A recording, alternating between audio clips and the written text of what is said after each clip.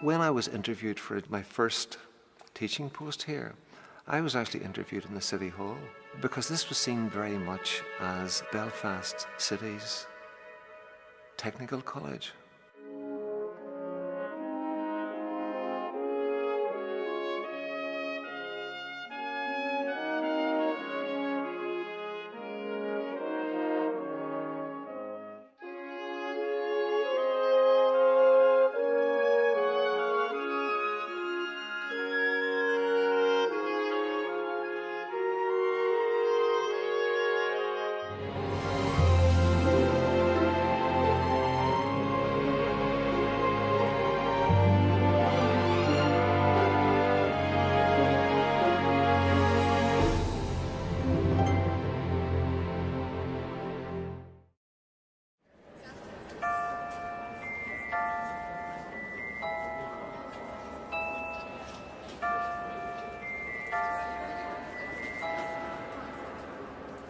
In 1810, Belfast was nothing more than a regional town. 100 years later, it didn't have the largest shipbuilding unit in the world, it had the two largest. It had rope works, which were the envy of the world. The linen industry had now expanded. The largest linen factory in the world was in York Street. There was a moment when the city asserted itself as a regional capital.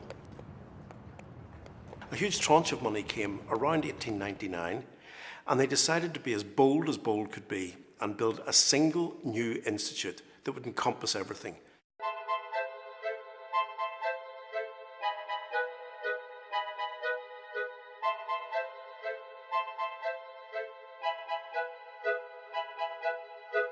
When the tech was being planned, about 1900, 1901, the committee called in the industries. They didn't say we're building a tech and you come and use it. They said, you come and tell us what you want. It was decided that what was required was the best equipment available to allow students to get experience on. The School of Art in 1900, the then headmaster, George Trowbridge, was doing his very, very best to link up with the booming industries of the city of Belfast.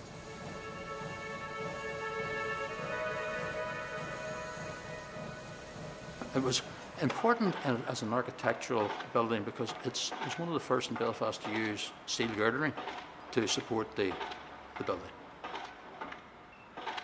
It's built on silt, basically. There's over 4,500 piles of wood, 40 foot long underneath the building. And the big pile drivers had to hammer them in. And it took them from 1902 to 1906 to complete it. The college evolved through and really didn't finish till about 1911.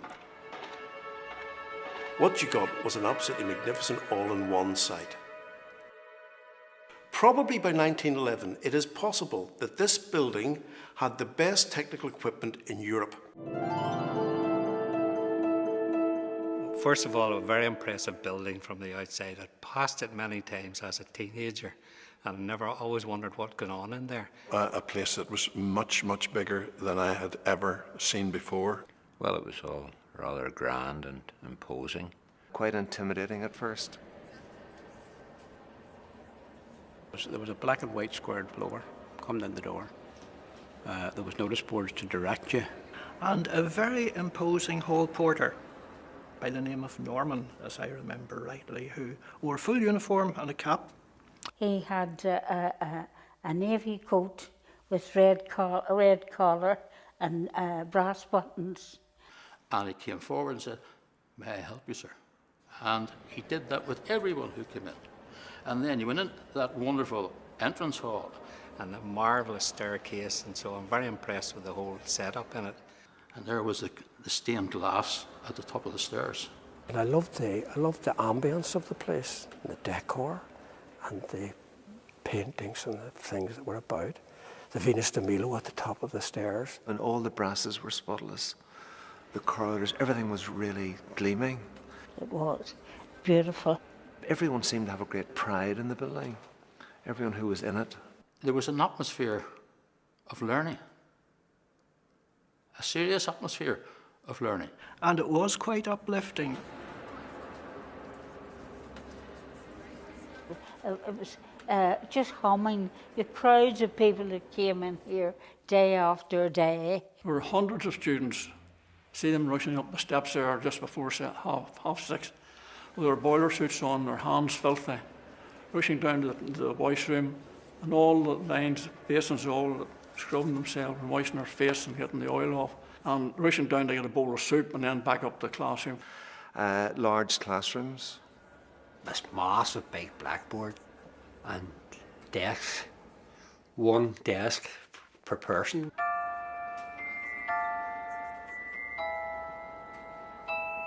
Anyone would have been absolutely taken aback because here was a palace.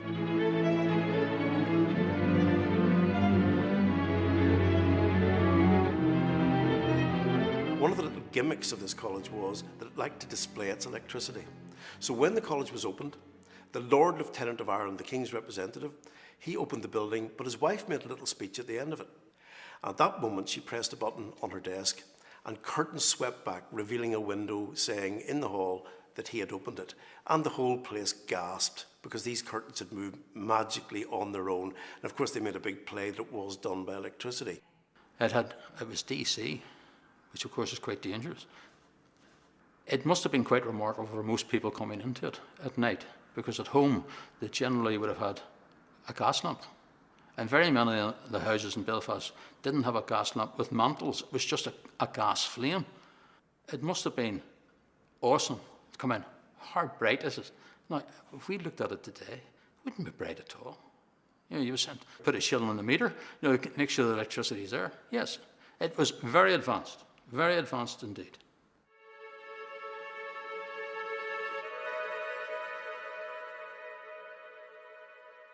The electrical industries in this building began to take off then because electricity was the new fuel, the new future. Harry Ferguson, when he came here, the engineer, one of the things he wanted to learn was about the new science of electrics and technical drawing. So it was a very, very important part and an innovation in this college.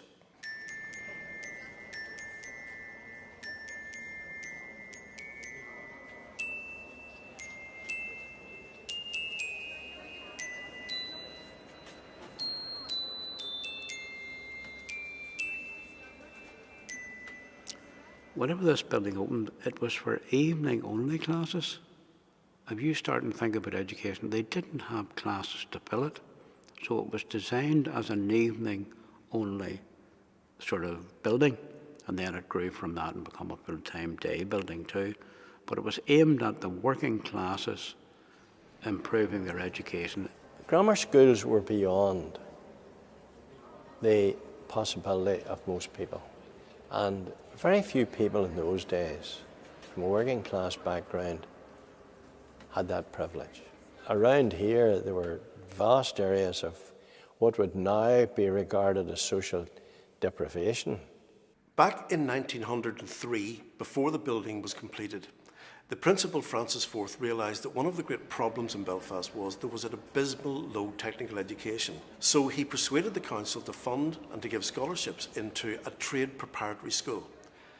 And that developed into the day school, where young boys of 13 were taken in and they were given a basic education in physics, chemistry and the other arts needed for the world of industry. This was a complete revolution. This lifted many a young working class boy literally out of the gutter. Seafloor was where the technical high school was located. So it was really a college within a college. Well, it was sort of a unique to THS, you know, and the people who were teaching there were, looking back, they were extremely dedicated and interesting people. They wore their own uniforms. They had their own badges. It was quite well disciplined, etc. As late as the 1960s, if you passed your qualifying exam, you could choose either to go to a grammar school or go to the Tech as part of the state provision.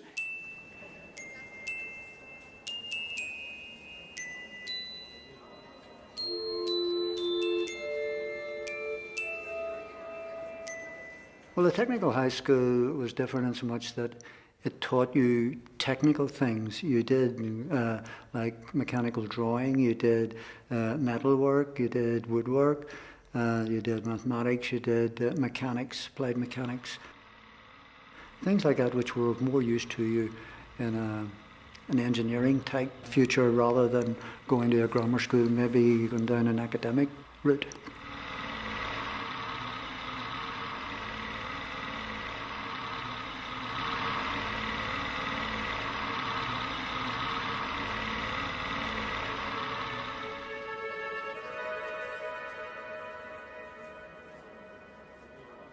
We didn't live in the street. We lived in the tech. You know, we came here in 1929. My father was the superintendent of the tech.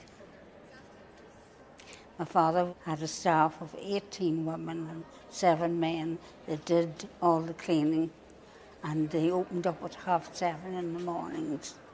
And he had a huge big bunch of keys, and on the keys was a medal of sort, and it said, you find these keys and hand them in, you got 5 shillings of a reward. You may guess how long ago that was. We moved in, we thought it was great because in those days the electric was just coming to the houses, and you had people were just getting it in. Where our house down in the tech, it had electricity all over the place. In fact, in our living room, we had 2 lights. And all our friends all came to see my mother and to see all the lights and stuff that we had. My beautiful bathroom upstairs. And in those days, people didn't have bathrooms.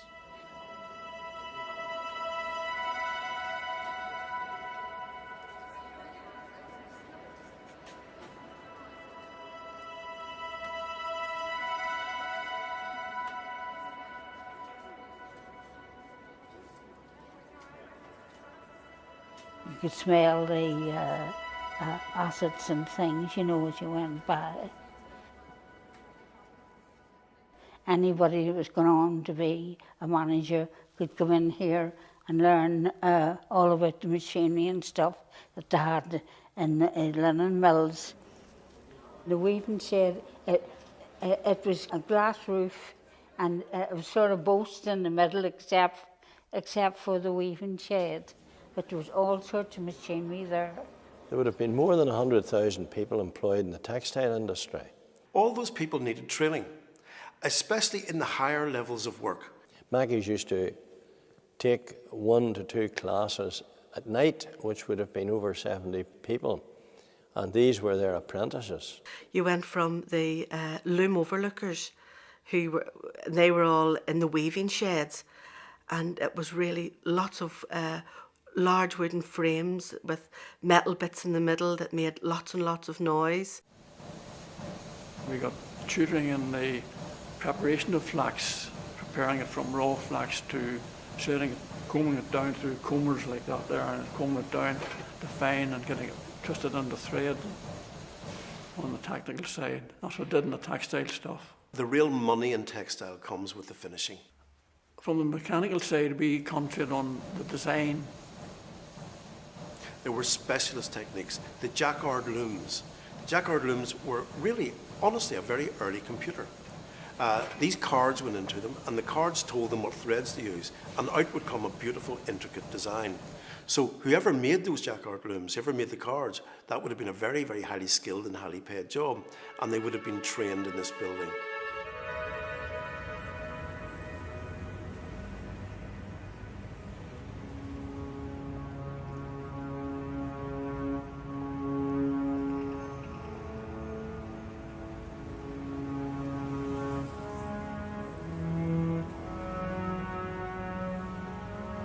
I first came in 1942, and as you can appreciate, Belfast was still reeling from the effects of the blitzes. I remember walking through rubble not to get to the tack, when Belfast was badly bombed at the time, and walking up through the rubble and all to get to the tack in time. There were raid sirens went, people panicked like nobody's business.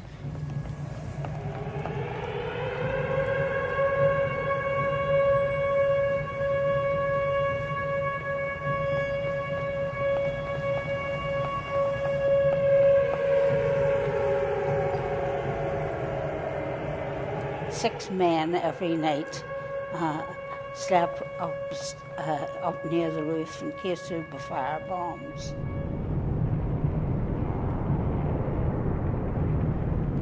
We sat in the air raid shelter and listened to, there was a big gun. That gun went the whole night and the place was in flames.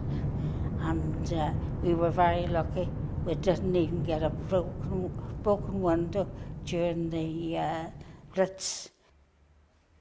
It was difficult in the city then. At night time, I remember having to go home from attack at 9 o'clock and the place was absolutely deserted and black, pitch black.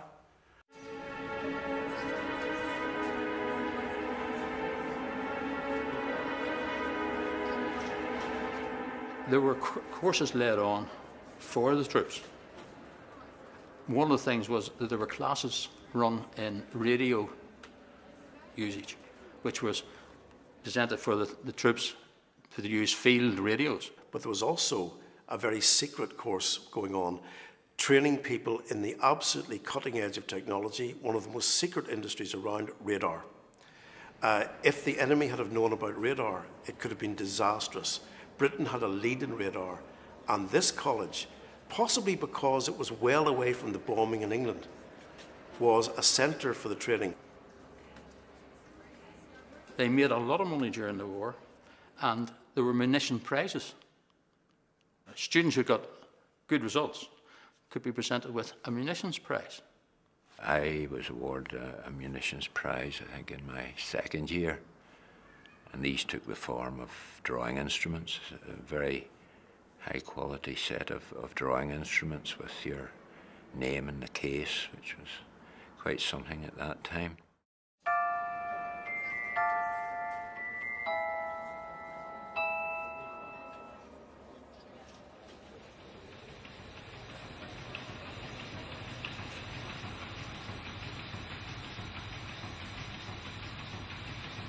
This building is a wee bit unique in terms of the heating system. This building is heated with hot air, and it's called a plenum air heating system. Well, this is the engine room where the steam engine runs. It's been run here for 105 years. It's a single-cylinder, double-acting slide valve steam engine. It's made in Musgraves of Belfast, and it's the only one of this type left in Great Britain and Ireland that's still working. The boilermen, as we called them, they used to come in at 12 o'clock on a Sunday night and light the boilers so that the place would be warm. And it was all coal fire, so it was. So no matter which room you went into, anywhere in the building, it was the same temperature. And it was always warm. You know, coming in from the cold into this building was a pleasure. So it was easy to come in and sit down and study. It's been the heart and lungs of the building for the last 100 years. It pumps the hot air throughout the building. The steam drives the engine drives the centrifugal fans on the other side of the wall. When that's happening, the steam's also going into what we call steam batteries or steam curtains, which are like giant car radiators. They generate the heat, the fan turns, catches the heat and pumps it up through brick ducts throughout every room in the building. Anything we want to get rid of, we used to say, get Mr. Stevenson to throw it up the boiler. You got rid of all your unwanted stuff that way. But I think it was a wonderful piece of engineering for its time. It's absolutely fantastic that 100 years on, that this is still working.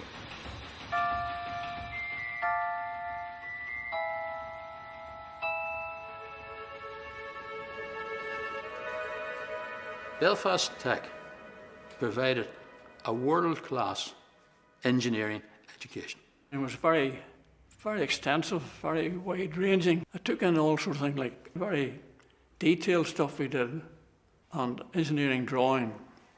It was very intensive on the drawing side. And we're bringing students on from being an ordinary fitter to something beyond that, someone who understood all the detail of it, who could do the drawings for it and the preparation for it. Colleges like this contributed tremendously to the leg of Shorten, Harlan's, Harlan and Wolf's and so on. And then, of course, lots of people moved on from those places and their basic education and training was in this building. We came, we worked hard. So there was, we'd been working all day from 8 in the morning. Were coming here and working through. I wasn't home at night until 10 o'clock. In those days, of course, there were no handouts. And of course it was blackboard and chalk. And these lectures were marvellous. People on the board, you would get the likes today. So that when we arrived at 10 to 7 or 5 to 7, possibly the lecturer had already 2 boards filled with, and so you had to get in there and get writing. At that time, most of the lecturers came from the same background as ourselves. And so there was a very good relationship. There's a fantastic workshop on the ground floor. You would have seen machines, lathes, shaping machines. The operation of diesel engines, steam engines. We did testing of metals and the torsional strength of metals, stretching metals out and pressing them in and heating them up, bending different shapes and all this sort of thing. And there was a laboratory in this building which was capable of measuring to within plus or minus 1/2 millionth of an inch. Now that is precision engineering. We also had machines for determining how round something was round. And the most round thing I've ever seen in my life is the hole in a polament. They couldn't get anything wrong with it, and they were magnifying it 50,000 times. In the workshop, we did things that a fitter wouldn't normally do. For instance, I did electric welding, which was a welder's job. I had to do welding. I had to do iron turning, which was a special trade. That didn't cancel my chance when I went back to work again. It was a fairly old workshop, so it was driven by one large electric motor mounted high on the wall, and that had belt-driven systems to the different machines. And you actually had to start that motor up very slowly because it was such a powerful motor, and there was a lever system to start it up. If you went too fast, it just cut out on you, and we all were trained how to start that motor up, which was an exciting thing to do.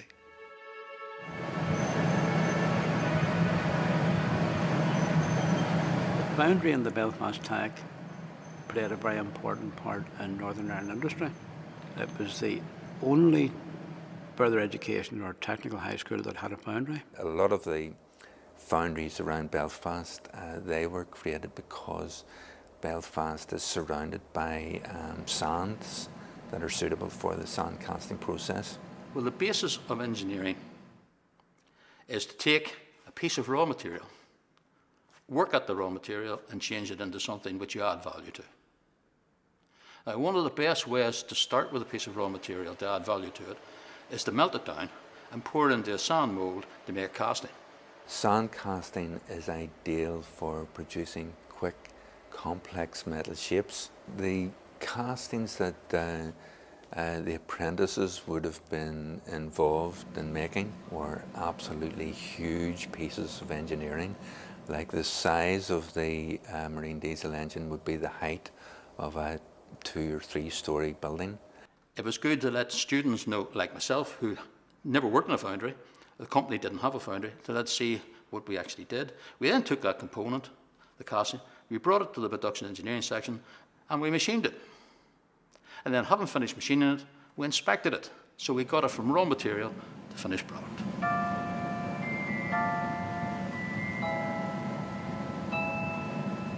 The processes, for me, I find it just as interesting and as important as the actual concept, thinking up the idea.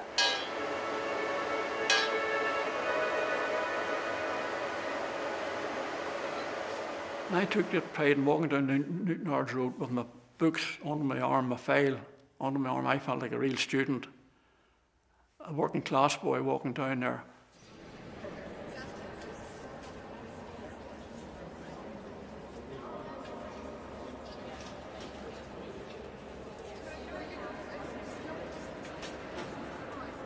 D floor, from memory, was domestic science. And of course, that was out of bounds to everybody. And well, we'll talk about girls. Remember, standing outside watching the girl up the step. Oh, fancy that one there. What do you think of that one? But that's all right.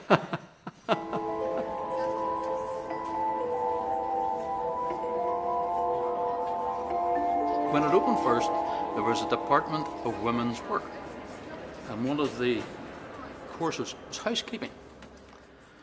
And what was covered was housekeeping with and without servants. Political correctness came in after the First World War, and it then became the Department of Domestic Science. I wanted to teach home economics, and this was the only place in Northern Ireland that I could do it. We had to do English, had to read a number of books and do writing, obviously, essays. We did science, which was my worst subject, and went into the science labs on the same floor.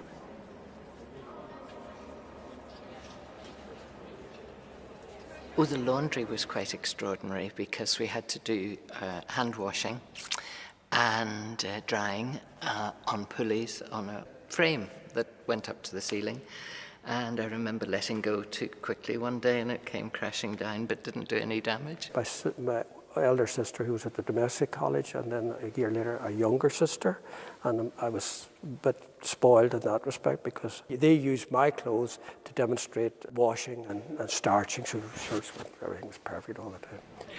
And then we had the old flat irons which were heated on the gas, and we spent 3 hours one day washing 3 handkerchiefs and ironing them and presenting them to see who had done the best job. Domestic Science had a house in Sanssouci Park, and they did it up as a private house, and students were taught how to be housemaids. They were taught how to lay the table for dinner. It was run exactly as an upper middle class house would be. We had to learn to lay a fire and make the beds and clean the house. There was millinery classes. Who makes hats today? And dressmaking and cookery.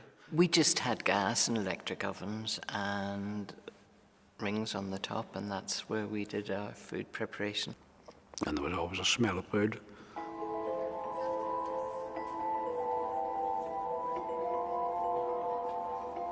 I have a beautiful postcard at home showing the college, and it's from a girl who lives in Coleraine who was at the training school. And she says on it, "This is where we do our cookery, and on dry days we do gym on the roof." The big flat roof up there, so they did their PT. On the top floor, of course, we had one of the first gymnasiums in Ireland. It was a normal gymnasium in that it had climbing bars, wall bars on both sides. It was a bit unusual in that it had steel beams and there was climbing ropes. The floor was reputedly a sprung floor, so that when you were running along it, you could almost see that it was moving. There certainly was a full-size basketball court, all the gymnastic equipment. You had to climb up ropes and all, and climb up these. They had these rails up the side of the gymnasium. You climbed up them and hung off them and hung upside down on them, all sorts of things. There was showers at the back, and the kind of showers where if you put your foot on it, that's where the water came. And when my father was showing people around the place, he used to say to them, "Would you like to stand there?" And we used to say, "No, don't, for you'll only get wet." You could look out the windows and you were looking over Inst, the green outside there in front of Inst, and you could look down there and there was the Inst boys. They were all playing cricket. Men were not allowed to wear their boots while they were doing physical education. They had to wear braces and a belt. But ladies had to have gym clothes. But they didn't do gym with the men. They were different classes.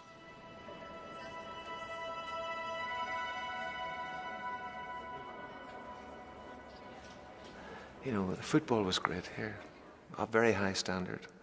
And I loved football, and I loved my athletics. I loved all the sport here. When we got a bit older, we learned to dance up on that floor and did the foxtrot. I remember that the cha-cha-cha was the very latest thing at that time, and people were learning that particular thing. It wasn't really that the boys were interested, they were more interested in the girls, I think, rather than learning to dance.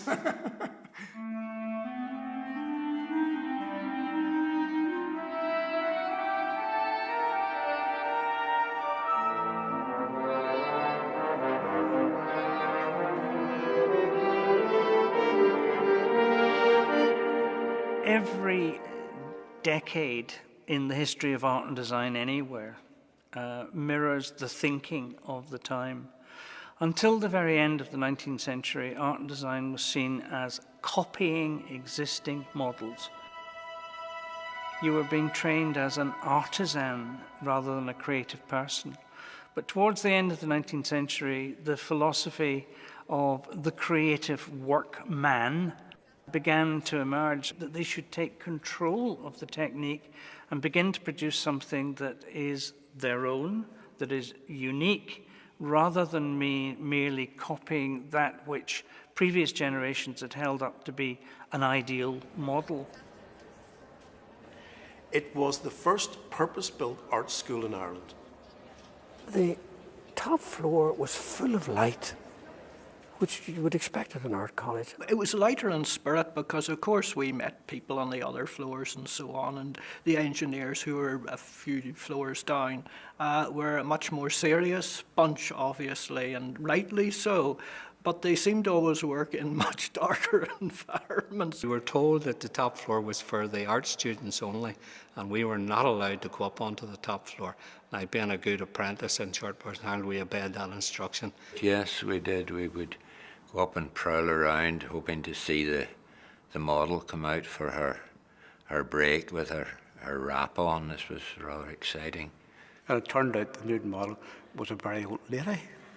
Relatively speaking, like she would have been somewhere in her 40s just about as a 14-year-old. Tech, to us, when we were looking to a career in art and design, was the art college, obviously, and not the tech at all. We went to the art college, which so happened to be on the top floor of the tech. It had a life of its own that would have been very different, and dress would have been different. Just the freedom that was there. The rooms were packed with students' work. Walking around the corridors with my father, and all these statues were all up on the art floor. And there was portrait busts and heads, and they were too big for the classroom, so they were all on the corridor up on the art floor. It wasn't a stifled atmosphere, and no matter what room you went into, there was a dialogue between the staff and the students, or between the students themselves, just constantly. And there was a great life about the top floor. It was high-wing, particularly at night. You could hardly move along the corridors. The top floor also pioneered, as early as about 1910, 1911, a camera club, which, although originally designed for the art students, was in fact open to students from all parts of the tech. I mean, you did a bit of pottery, and you did a bit of bookbinding, and you did a bit of calligraphy, and I was interested in the stained glass, but it was a little bit special, and the smells in it were wonderful. Now you have turpentine and oil paint. You get into your clothes, you get it in your shoes, your trousers, you just smell arty. And then you went into the silversmithing, and there was a metallic smell. I remember sound more than smell, because I was in silver and jewellery, and that required just hammering continuously on bits of copper initially, and then obviously onto silver and so on. Pottery, clay, earthy, damp, dank, and of course their kilns. And you drew, or you went to the casts, and you drew from the casts, and you were shown where your eye lights on a shape, and how you, because your eyes are slightly apart, you can actually see round the corner. So quite often you're drawing on the far side of, we'll say, a leg or a torso.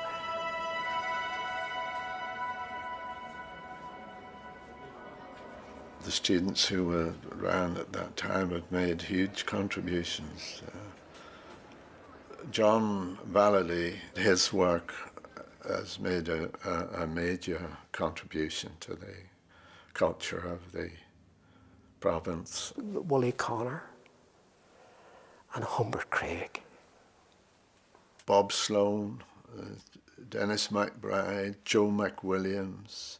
I could keep naming and naming them that have contributed to this society.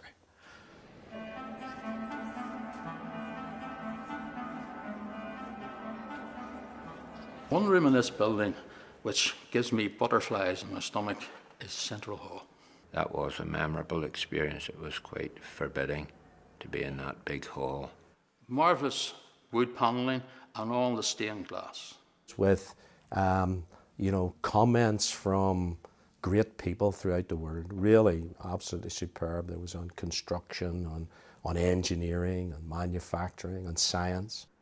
But for 4 or 5 evenings every June, I had to sit in there for 3 hours, sweating over examinations. And I still feel that knot in my stomach whenever I go into it. It was used not only as an examination hall and an enrolment centre, but it was also used as an exhibition hall. Also, every year open to the public was what we would today now call the degree show. When people were finishing their courses, they put on their best work for assessment, and then it was open to the public. And they had an annual art exhibition in here, and they set it out with, I suppose, panels, kind of boards, and it was a zigzag path. Sometimes there were 10 or 11,000 people from outside who visited these shows in a space of a week to 10 days. There have been times they would have had a play or two. The stage would have been decorated for some sort of a play. But again, it was something that happened outside of your normal student day. And then the Students' Union started up, and they had a dance every Saturday night. On Friday nights and Saturday nights, the hall would suddenly become a place for the hops. And they would have had maybe a bit of a cabaret, especially at Christmas time. We all decorated the place, and we all shared our clothes so that we could have something different each year to wear, because money was scarce in those days. And we used to join with the engineering students from Queen's to have the fun and the dancing here, which was great. Half a crown it was, 2 and 6pence in old money to get in. I remember there was traditional jazz. Frequently it was the White Eagles Jazz Band used to play, because that was an era of trad jazz.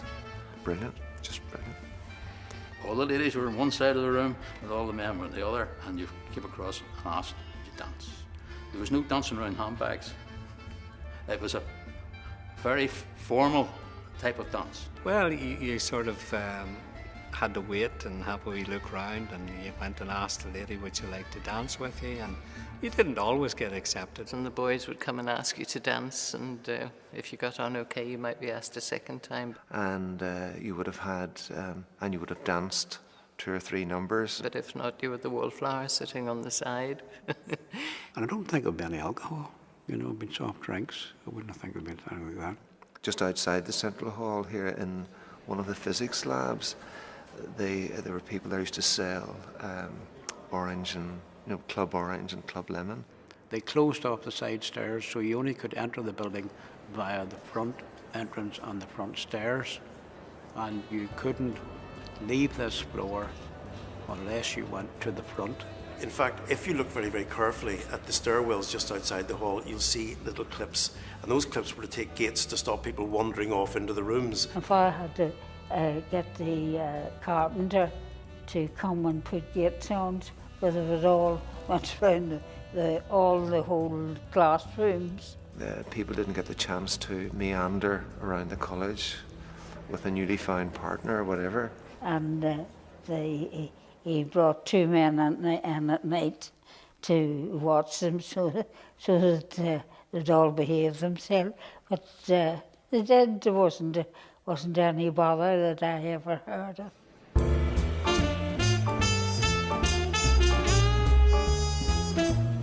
The art school, they always had their ball every year, and it was a fancy dress ball up in the Central Hall. The annual Arts Ball was a wonderful festival. And it was well attended by probably more people from outside this building than from within it. It gathered quite a reputation in the general social scene of Belfast for a number of years. And the social nights here were considered to be a highlight of Belfast. As far as I know, they went on right up until the late 1960s. The Arts Ball was such a major event in the social scene of Belfast from the time of the Great War, that it used to get pages and pages of photographs in the then 4 daily papers in Belfast. You'd be gaping through the doors at all that was happening, and you would have had what I think was art students and art teachers decorating the room. And as a student, it was very interesting because you had mobiles hanging from the ceiling, like a big semicircular moon, perhaps 6 foot in diameter, you know, painted. These were all things that were moving in the draft, but the heating of this room comes in at high level there at those grills. So that would be a continuous movement of air. So anything that was hanging from the ceiling would be moving. They couldn't stop it from moving. So I would imagine that they knew that and designed the mobiles as a suitable thing that would move. I remember thinking it was very magical, you know. Oh, it would have brought a different excitement to the place. Well, you couldn't move, that was the first thing. Music was relatively loud, not as loud as some gigs have been to after that, but nonetheless reasonably loud. I remember we were all dressed up because there was always a theme for the arts ball. And the last one I remember the theme was invertebrate organisms. So we all went as jellyfish, so we made these great costumes. We jiggled up and down. In fact, I have some of the photographs. And we used to go up and watch the parade, parading round, and they were judged. I remember one time a girl was dressed up as a mermaid, the tail and all at the back, and just room for her feet at the front, which was all sequins. And she won one year. Well, we went clean daft at the annual ball.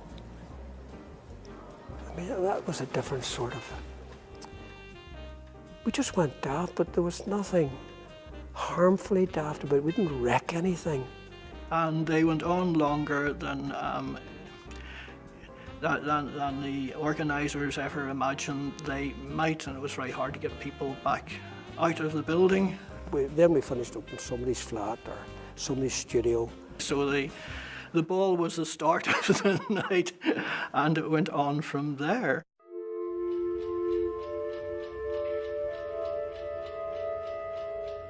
I had been allowed out of school.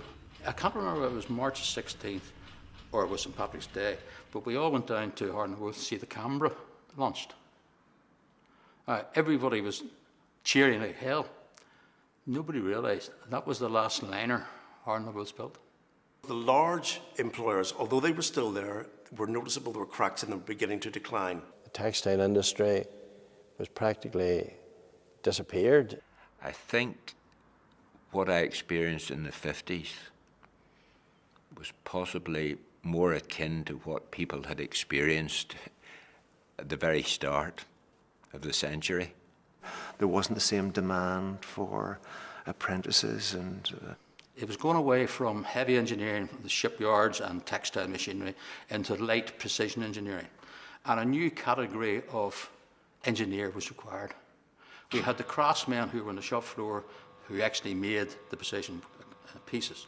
You had the technologists in the technical offices. And it was recognised for the new industries you needed someone in the middle. And they were called technicians.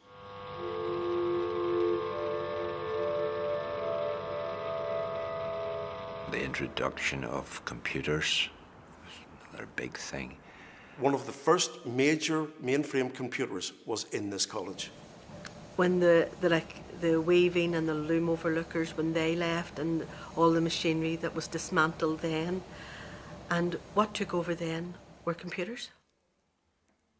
And the computer was introduced, and that just became massive. I served an apprenticeship building computers. Now, the computers I built, you could stand up inside them.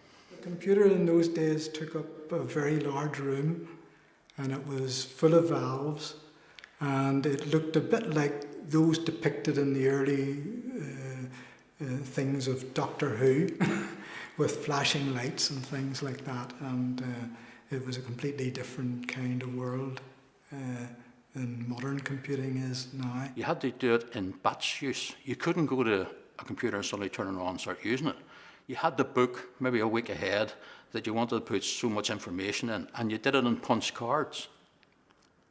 Huge piles of these things, and you fed them in, and the computer churned and churned and churned and churned and churned, and it came up with the answer. The commercial computer industry came from various sources, and it was Lyons tea shops in England who built really the very first type of commercial computer, and it was called the Leo, which was a Lyons electronic office. It was named after, and they built commercial computers as well as making pastries and selling people cups of tea in their cafes. So they progressed computing quite a bit. And the more computers that came, the more space was needed. And with this whole space under the stairs where the loom overlookers and the weaving sheds would have been, that now was a massive IT space. And what was where the naval architecture would have been, that is now a learning resource centre, and it's wall-to-wall computers. What they were doing was they were trying to engage with the new economy. To meet an expanding population, really, of young people. A lot of the courses that were here were no longer required. What had been a college geared very much for technology found itself having to introduce a wide variety of courses, and that proved a challenge, I think, for the college.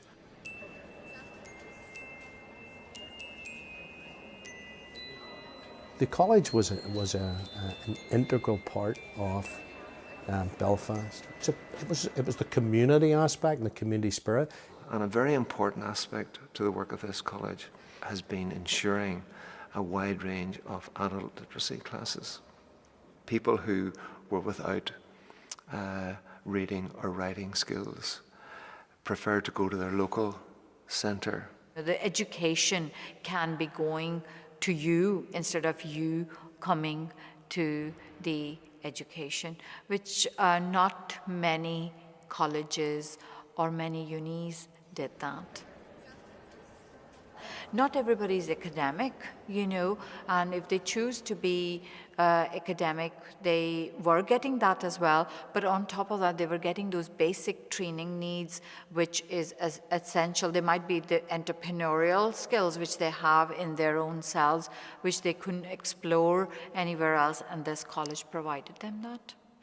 And of course, there were all the non-vocational courses, ranging from flower arranging through a whole cookery, and in fact I myself did something, well, I did holiday French for start off.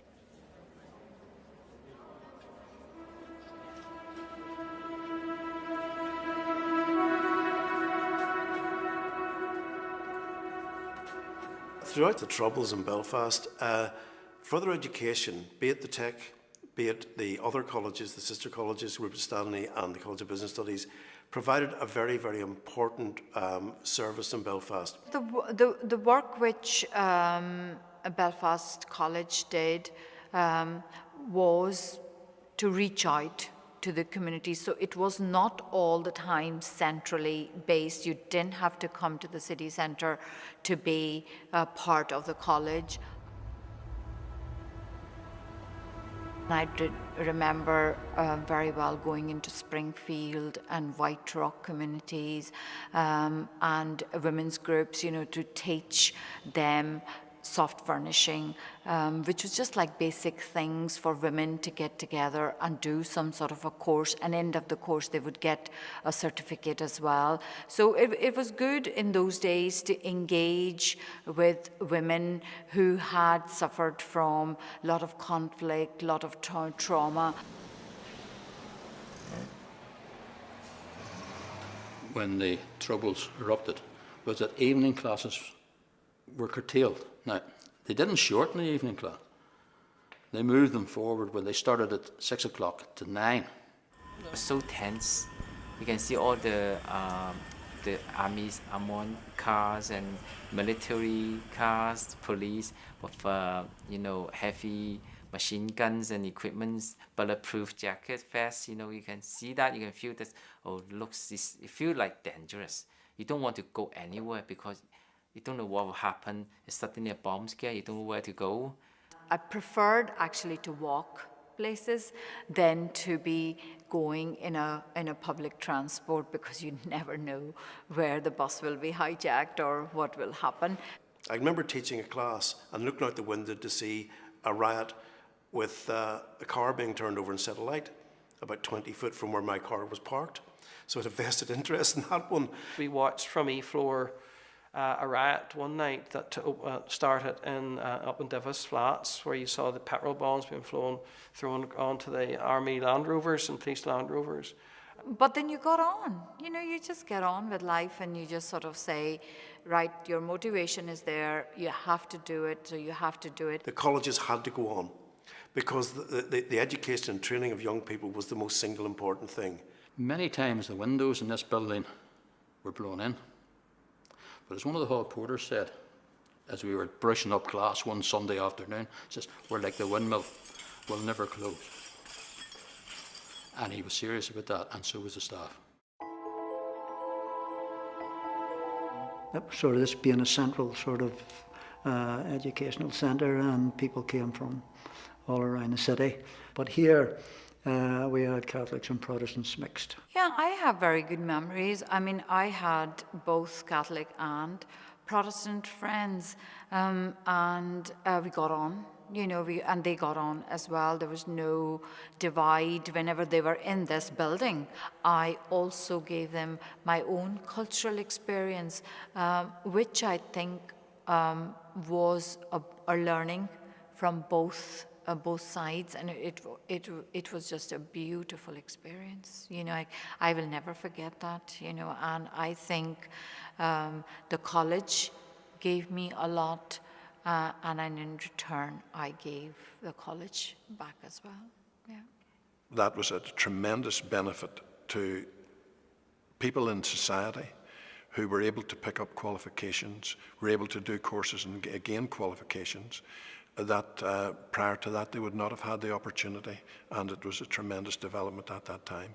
I actually set up a Chinese project, IT projects. I bring in over 200 Chinese students to this building, and I taught them. So that few years, I found it more active, different, because I can see many of my people studying here, and I'm pleased.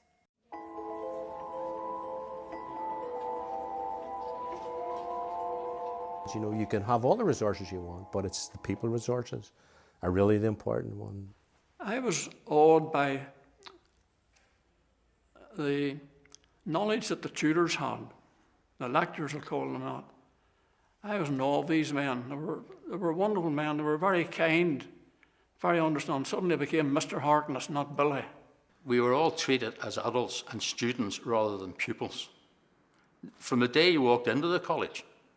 The teachers that done the teaching, the majority of them were drawn from the same discipline industry. The vast majority of teachers were very inspirational. You knew that these were men who had worked in the shipyard, or they'd worked in Mackey's, or they'd worked wherever.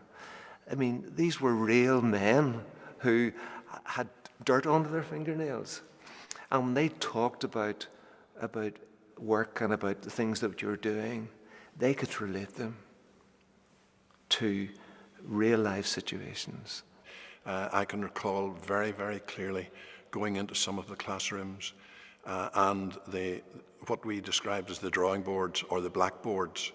The blackboards were the full length of a wall, and we would have gone in, and the late Mr. Eddie Doran who was one of the best lecturers I ever had, would have had that blackboard filled with technical drawings that had been done of doors, of windows, of screens, of floor structures, of roof structures. He would have had all of that drawn, and I determined that if I ever got to the position that he was in, which I was determined that I would get to, then that I would learn from him and that I would be able to demonstrate some of the same drafting skills that he had.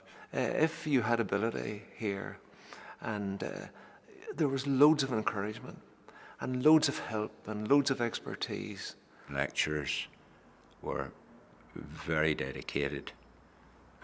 They would have organised little classes on a Saturday for people that were maybe having a bit of a problem. I can remember them in the evening class coming and saying, we run a wee extra class on a Saturday.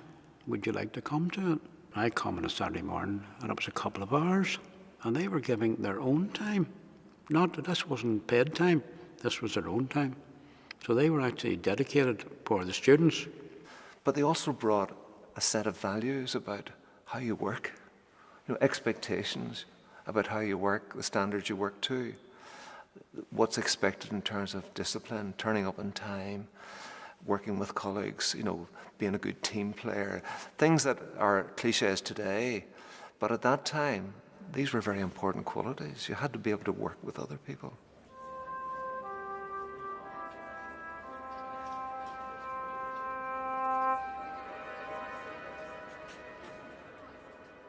In many ways, this college, when I think back, has always been at the cutting edge of developments in further and higher education. Every time I look at industrial history for the whole of the province, you'll see machinery designed, invented, or physically made by people who were trained in the college. Well, I think it was enormously important for industry in Northern Ireland. We in Belfast had such a wonderful piece of engineering education that we could use it to further our needs as individuals, and also it would spread into the society as a whole. I don't think Belfast could have existed without the tech. You needed it for everything, from the management courses to the guys in the shipyard, to the guys in small engineering firms, to the people who were lab technicians, say, in the hospitals. I think the heritage is through the students who have attended here. There was nobody else like us.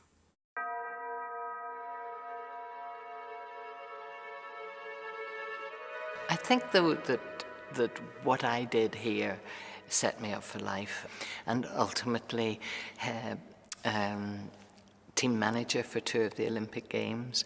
I don't think I would have done that if I hadn't had the training that I had as a teacher in this very building. I would never forget this place. If I got the age of Methuselah, I would never forget the Belfast Tech. The people you met, the contacts you made.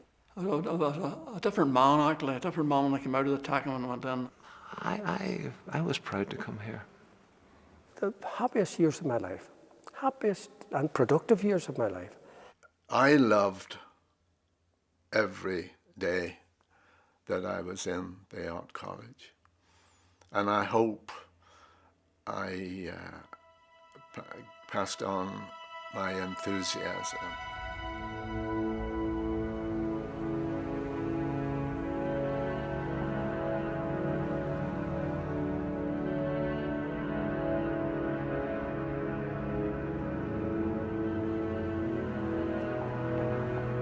Everywhere you go, even in the great big cities, London, Moscow, or New York, or any of them, there's always a college somewhere, and they say, I went there. You can nearly hear the tears in their voices. And that's what this does to me. This building means a lot to me. It's like a very useful book. And I open it, I have all the solutions, and I study it, and I use it. And I find it helpful.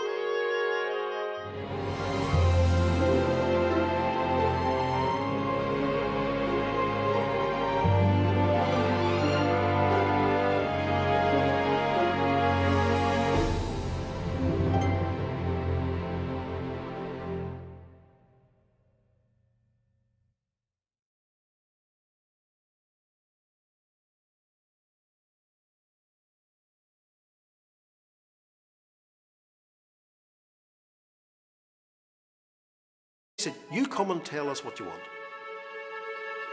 It was decided that what was required was the best equipment available to allow students to get experience on.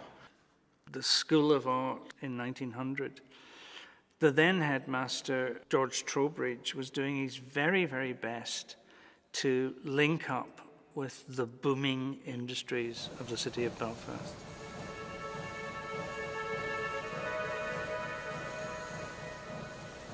It was important as an architectural building because it's one of the first in Belfast to use steel girdering to support the building. It's built on silt, basically. There's over 4,500 piles of wood, 40 foot long underneath the building. And the big pile drivers had to hammer them in. And it took them from 1902 to 1906 to complete it. The college evolved through and really didn't finish till about 1911. What you got was an absolutely magnificent all-in-one site. Probably. And the paintings and the things that were about. The Venus de Milo at the top of the stairs. And all the brasses were spotless. The corridors, everything was really gleaming. It was beautiful. Everyone seemed to have a great pride in the building. Everyone who was in it. There was an atmosphere of learning. A serious atmosphere of learning. And it was quite uplifting. It was just humming, the crowds of people that came in here day after day. There were hundreds of students. See them rushing up the steps there just before half six, with their boiler suits on, their hands filthy, rushing down to the washroom, and all the lines, basins, all scrubbing themselves and washing their face and getting the oil off, and rushing down to get a bowl of soup and then back up to the classroom. Large classrooms. This massive big blackboard and desks, one desk per person.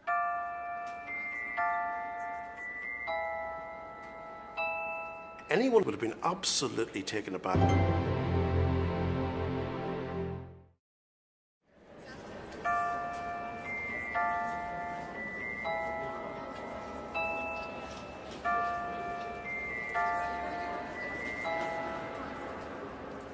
In 1810, Belfast was nothing more than a regional town. 100 years later, it didn't have the largest shipbuilding unit in the world, it had the two largest. It had rope works, which were the envy of the world. The linen industry had now expanded. The largest linen factory in the world was in York Street. There was a moment when the city asserted itself as a regional capital. A huge tranche of money came around 1899, and they decided to be as bold could be and build a single new institute that would encompass everything.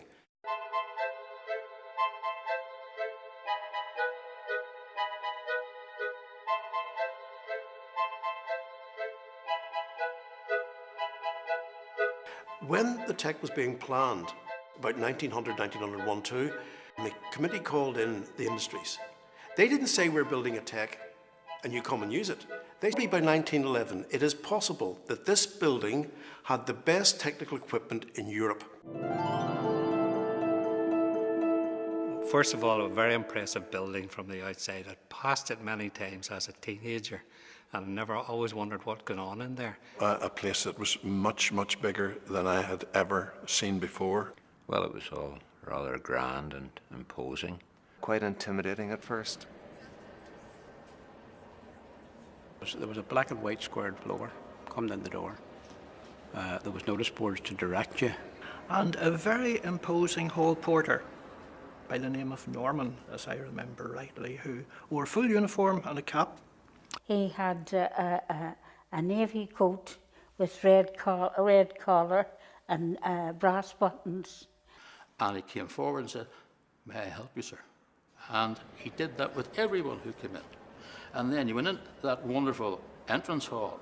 And a marvellous staircase, and so I'm very impressed with the whole setup in it. And there was the stained glass at the top of the stairs. And I loved the ambience of the place, and the decor.